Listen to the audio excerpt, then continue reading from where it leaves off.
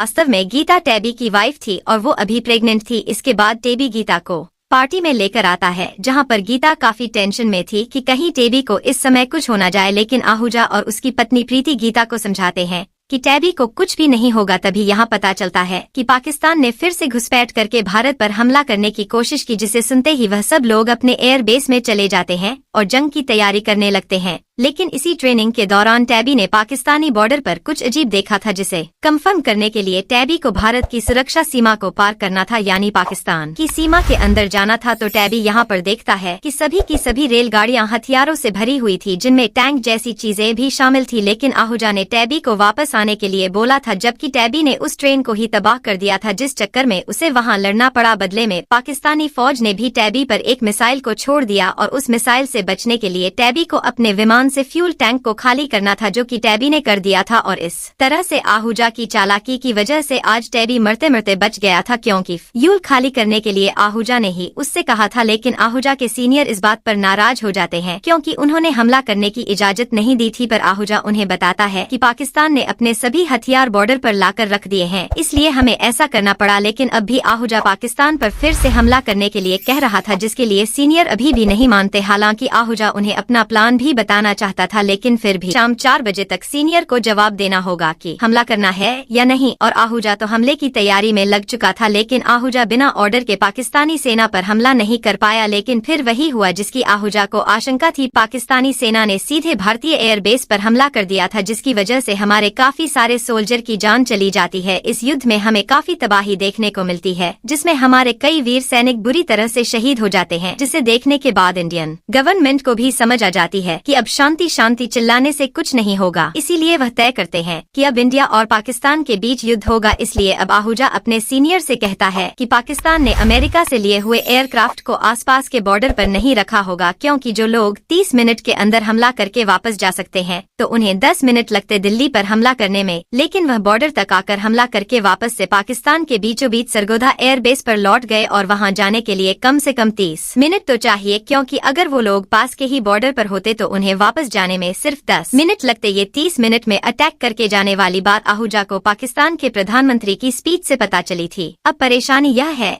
कि इतनी दूर तक हमला करने के लिए भारत के पास फ्यूल कैपेसिटी नहीं थी। लेकिन इसके लिए आहूजा ने अपने सीनियर को एयरक्राफ्ट में और फ्यूल टैंक जोड़ने का सुझाव दिया, जिसके बाद सीनियर भी अटैक करने के लिए राजी हो गए। लेकिन इस युद्ध में टैबी को स्टैंड बाय, यानी जब उन्हें कहा जाएगा तभी वह इस युद्ध में शामिल हो सकते हैं। तब तक के लिए टैबी यहीं पर रहेगा, क्योंकि यह सीनियर का आदेश था। क्योंकि टैबी कोई भी नियम आसानी से तोड़ देता, इसलिए वह स्टैंड बाय था। लेकिन टैबी दुखी था, क्योंकि वो सोच रहा था कि उसे स्टैंड बाय पर रखने का यह फैसला आहूजा के लिया हुआ है। इसके बाद आहूजा अपनी टीम को लेकर पाकिस्तान के सरगोधा एयरबेस में घुस चुका था, और वहां घुसते ही इंडियन आर्मी ने तबाही मचाना शुरू कर दिया था और पाकिस्तान को दिए हुए 11 अमेरिकन एयरक्राफ्ट को भी बर्बाद कर दिया। और इसके बाद यह लोग काफी ज्यादा खुश थे, क्योंकि उन्होंने काफी कम समय में उनके सारे एयरक्राफ्ट को नष्ट कर दिया था और अपने वीर भाइयों का भी बदला ले लिया था। इसलिए अब भारत में आने के बाद यह लोग बहुत ही खुश थे। लेकिन यहाँ आहूजा को पता चलता है कि कुछ लोग आहूजा के साथ युद्ध में गए ही नहीं, क्योंकि भारत से उड़ान भरते समय आहूजा तो आगे निकल गया था, लेकिन बाद में रनवे पर डस्ट क्लाउड बन गया था। यानी यह एक ऐसी स्थिति है